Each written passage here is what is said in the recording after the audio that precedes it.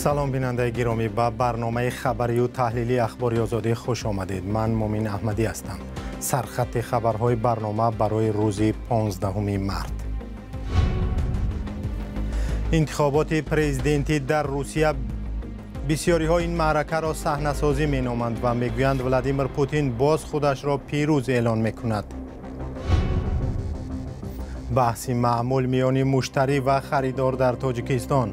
محصولات پس صفت از کجا وارد می شود؟ وای اتراولینی میکنه، آخی کودکو را کسل میکنه، آدمای کلان را کسل میکنه، سلامتی را ضرر داره. زنی نابینای با آرزوهای بزرگ. گلناز نمیخواهد خانشین و بیکار باشد. راهش را در خانه مییابد، در بیرون برایش سخت است. بعضی وقتایی می شود که ماشین ها گذاشته باشن، برفته به ماشین ها برمیخورم. برنامه را با گزارشی از انتخابات روسیه آغاز میکنیم. در روسیه انتخابات ریاست جمهوری شروع شد که 3 روز تا روز 17 مارس ادامه میکند. انتظار میرود در این معرکه سیاسی ولادیمیر پوتین رئیس جمهوری فعلی پیروز شود و 6 سال دیگر رهبری روسیه بماند. در تاجیکستان هم که هزاران نفر از شهروندان روسیه زندگی میکنند، رایدهی روز 17 مارس در دوشنبه و خوجند صورت میگیرد. جزئیاتی بیشتر در گزارش همکارم طاهری سفر. انتخابات ریاست جمهوری روسیه به رقابت جدی صورت میگیرد، زیرا مقامات یگان نفر از نامزدهای جدی و رقیب احتمالی برای ولادیمیر پوتین را به این کارزار سیاسی راه ندادند. از طرف دیگر سرکوب بیرحمانه دیگراندیشان و مطبوعات مستقل در روسیه همچنان ادامه دارد. انتخابات ریاست جمهوری که آن را عادلانه و شفاف نمی‌شمارند، اولین انتخابات بزرگ در روسیه و بعد از تجاوز این کشور به خاک اوکراین است که سال 2022 آغاز یافت. نخستین قطعه رایدهی در چوکاتکا و کامچاتکا دوردست باز شد. در مجموع کمیسیون انتخاباتی روسیه بیشتر از 112 میلیون نفر مردم برخوردار از حق رای را در داخل و خارج از کشور ثبت نام کرده است. انتخابات در نیم جزیره کریم و حدودهای دیگری غصب شده اوکراین، ولایت‌های دونتسک، لوگانسک، زاپاروژیه و خرسون برگزار می شود. در برگه‌های رایدهی در انتخابات پرزیدنتی 4 نامزد ثبت شده است: ولادیمیر پوتین، ولادیسلاو تابانکوف از حزب آدمان نو، لیانید سلوتسکی از حزب لیبرال دموکرات و نیکولای خریتونوف از حزب کمونیستی روسیه. بوریس نادژدین، یک سیاستمدار زیر جنگ در اوکراین، را به حیث نامزد به مقام رئیس جمهوری ثبت نام نکردند، زیرا به گفته کمیسیون انتخاباتی در جمع‌آوری امضای مردم به خطا راه داده است. مخالفان حکومت روسیه از شهروندان دعوت کردند به استثنای پوتین به هر نامزد دیگر که می‌خواهند رای بدهند و برگه‌های رای را خراب کنند. ولادیمیر پوتین که از سال 2000 سر قدرت است، یک بار نخست وزیر بود و بیشتر از 20 سال است رئیس جمهوری از نظر مساحت بزرگترین کشور دنیاست. کشوری که پوتین آن را از روی دموکراسی بیرون کرد و به یک مملکت ملتگرا و جنگجو تبدیل داد. برنامه را با گزارشی از دوشنبه ادامه می‌دهیم. در تاجیکستان فروش محصولات پس صفت و یا با کیفیت بد و یا مواد غذایی مهلت استعمالش سپری شده همیشه بین مشتریان و فروشندگان جنجال و دعوا برانگیخته است. ولی سوالی اساسی این است که چگونه مثلا روغن، آرد و یا مواد غذایی که دیگر نباید آن را خورد از خارج به تاجیکستان وارد می شود؟ همکاران ما علیشیر ظریفی و براد یوسفی سعی کردند به این سوال مهم پاسخ بگیرند. کبریو نوردینова ساکن دوشنبه در خرید خوراکواری سخت احتیاطکار شده است، زیرا او چند دفعه مشاهده کرده است که در بازار و مغازه‌ها محصولات کهنه شده را نیز می‌فروشند.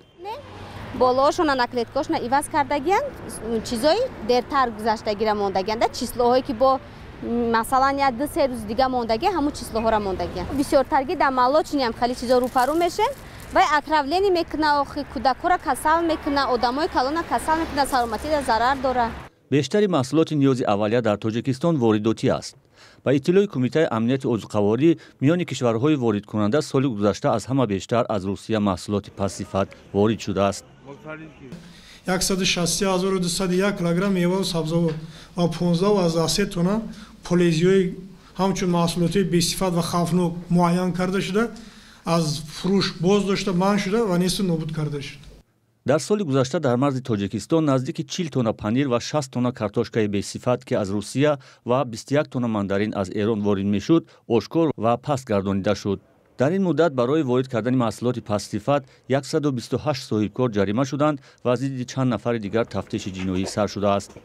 тоҷироне ки дар бозорҳои дохилӣ ба фурӯши маҳсулот машғуланд, мегӯянд барои ҷилавгирӣ аз фурӯши маҳсулоти бесифат кормандонашон ҳамарӯза муҳлати истифода ва сифати маҳсулотро аз назар мегузаронанд. محصولات شیرین محصولات همه محصولات رو ما میارن اول سراغشون رو میبینیم نه باشه قبولشون میکنیم مثال یک روز ماندگی دو روز ماندگی خیلی چیزا باشه قبولشون نمیکنیم رو برمیگردونیم як сабаби ба тоҷикистон баъзан вақт ворид шудани маҳсулоти пастсифат ва муҳлати истифодаашон гузаштаро коршиносон ба фасодкорӣ дар гузаргоҳҳои гумрукӣ бастагӣ медиҳанд, аммо сабабҳои дигарро низ пеш меоранд. яке аз омилҳояш ин кашол додани ҳуҷҷатгузорӣ аз тарафи мақомотҳои гумрукӣ ҳам шуда метавонад. барои ки баъзан ҳолатҳое мешавад ки мақомотҳои гумрукӣ мисол ё ӯзбекистон ё аз тоҷикистон ё аз қирғизистон ё аз дигар давлатҳо барои додани ҳуҷҷатҳои тасдиқӣ барои соҳибкор ҳар гуна монеаҳо эҷод мекунанд. ин гуна ҳолатҳо ҳам мешавад. аз ҳамин сабаб маҳсулотҳое ки муддати истеъмолияшон кӯтоҳ аст бо сифати паст ба тоҷикистон ворид мешавад. фурӯши маҳсулоти пастсифат дар бозорҳои тоҷикистон борҳо нигаронии сокинонро ба миён овардааст. бо вуҷуди фаъолияти неҳодҳое ба мисли кумитаи бехатарии озуқаворӣ ва тоҷикстандарт ки ба ҷилавгирӣ аз паҳншавии маҳсулоти пастсифат кор мебаранд, танқидҳо аз вуҷуди маҳсулоти ғайристандартӣ ва зараровар дар бозорҳои кишвар пайваста садо медиҳад.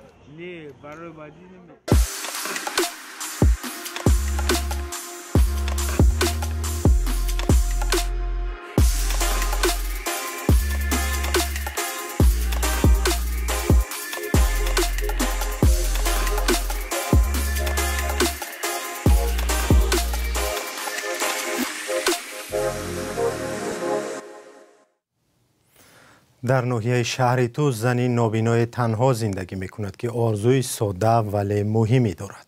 آرزویش این است که بتواند مثل زمان بیناییش در جای کار یابد و برای جامعه و اطرافیانش فرد مفیدی باشد. گزارش درباره زندگی دشوار گلناز یلداشeva از همکارم محمد وفا رضازاده. گلناز یلداشeva که از جوانی بیماری چشم داشت، سال 2005 به تمام نابینا شد. تنها زندگی میکند ولی میداند دیگ و دیگدانش کجاست و خودش به کارش میرسد. در همینجا بزرگ شدم.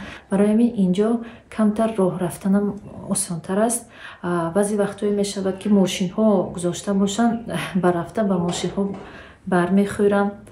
از جبارها گذاشته نمیتوانم. کوشش میکنم که از راه های هموار روم. این خانه از پدر و گلناز 47 ساله به میراث مانده است. زندگی را با نفقه معیوبی که حدود 600 سامانی است پیش میبرد.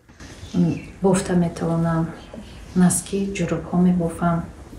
12 سال پیش ازدواج کرد ولی شوهرش بعد مدت او را پرتافته رفت.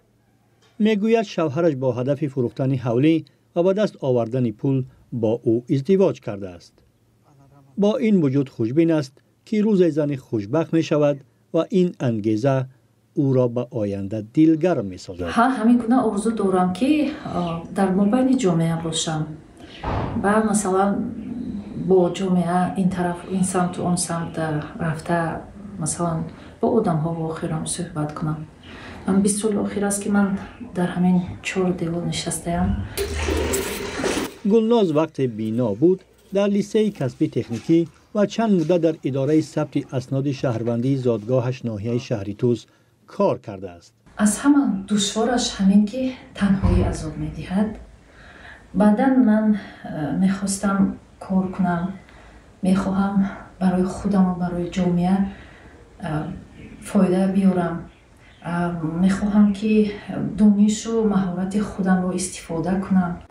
گلناز یلداشeva در همسایگی برادر و نزدیکانش زندگی میکند. با آنها مناسبتی خوبی دارد ولی نمیتوانند کمکش کنند چون خودشان زندگی سخت دارند. وقتی هست که همه دشواری میکشد، همه مشکلی دارد، همه خشتبارم برادر و خواهرام چند فرزندی دارند و اگرچه چشمان نابینا گلناز را از کار و زندگی کامل محروم کرد، اما در محفل‌های خانوادگی عزیزانش را با چشم دل می‌بیند و خوشحال می‌شود. دسته فوتبال فایزکن در ناحیه واسه که سال گذشته در لیگ عالی بازی کرده بود پراکنده شده است. بازیگران دسته و مسئولان این باشگاه فوتبال میگویند دلیل پاش خوردن دسته نیافتن سرپرست است. مقامات تاجیک میگویند برای رشد فوتبال در تاجیکستان تلاش دارند. از جمله رستم امامعلی پرزیدنت فدراسیون فوتبال به سازمان ملل متحد پیشنهاد کرد که سال رشد فوتبال اعلام کنند. محمود جان رحمتزاده سبب‌های پاش خوردن دسته فوتبال فایزکن را در ناحیه واسه جستجو کرده است. ناحیه واسه از دسته فوتبال فایزکن محروم شد. به پشتیبانی مالی بازیگران آن پراکنده شدند و به دسته‌های دیگر رفتند. این در حالی است که سال گذشته فایزکن واسه در لیگ عالی فوتبال تاجیکستان بازی می‌کرد. خبرنگاران از رئیس ناحیه واسه سبب پرسیدند. در سال گذشته اگر خطا نکنم در میون در پنجگونه بهترین اونجا دسته هایی بودند که با 7 میلیون و با 10 میلیون سومونی و همین پنجگونه را نیفتند. خب دسته در چی حال است؟ در پاسخ رئیس ناحیه گفت برای حمایت مالی فایزکن به صاحبکاران مراجعت کرده است. زیرا نگاه داشتن دو دسته فایزکن و هولبوک به ناحیه گران آمده است. وزنی نیده کمانده را بودن لیکن ما حرکت میکنیم مراجعت هم کردیم به صاحبکاران. سال گذشته فایزکن در لیگ عالی و هولبوک در لیگ اول بازی میکردند. هر دو دسته را حکومت ناحیه واسه سرپرستی میکرد. حالا رئیس ناحیه میگوید که دیگر توان سرپرستی دو دسته را ندارند. سالهای پیش سرپرستو دستگیری میکردند. ما فقط حاضر از سوی مقامات اجرایی همه از سوی مالی هم جدا کردگی میره مکتوب به رئیس ولایت هم کردیم، خواهش کردیم که همین دو دسته را اگر شوه دستگیری کنیم. مایل دسته هولبوک هم خودمون یک بالا کرده لیکن اون کامانده است که با 1 میلیون و 2 میلیون.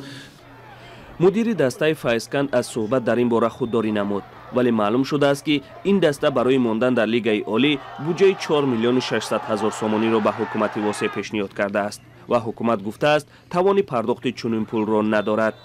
دسته فایزکن سال 2018 در جماعت رودکی ناحیه واسه تأسیس یافته در مدت کوتاه به لیگ عالی فوتبال راه یافت. سال گذشته را در موقع پنجم جنببست کرد. معلوم نیست چرا حکومت ناحیه واسه برای پشتیبانی نه فایزکن بلکه هولبوک را انتخاب کرد. این باری اول نیست که دسته های فوتبال با مشکلات مالی روبرو می شوند و صحنه را ترک می کنند. تأمین مالی آنها اکثرا ناشفاف و آمیخته به منفعت های شخصی و گروهی و حتی فساد است. محمود جان رحمتزاده، آزادی، ناحیه واسه.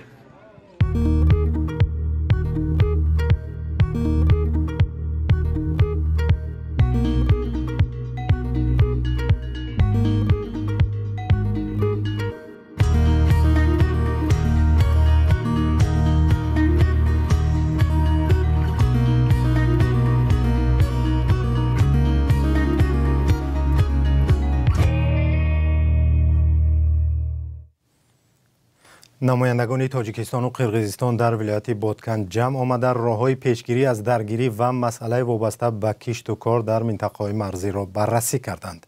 ملاقات جانب‌ها در دهه‌های مرزی ارتبوز قرقیزستان و خواجه اعلای تاجیکستان برگزار شده است. در این باره رسانه‌های قرقیزستان با استناد به مقامات ولایت بادکن خبر دادند. مسائل مربوط به مرز، کشت و کار، پاکسازی جویبارها و پیشگیری از درگیری‌های مرزی و اغوااندازی از موضوع‌هایی بودند که در این ملاقات نمایندگان تاجیکستان و قرقیزستان مطرح شده است.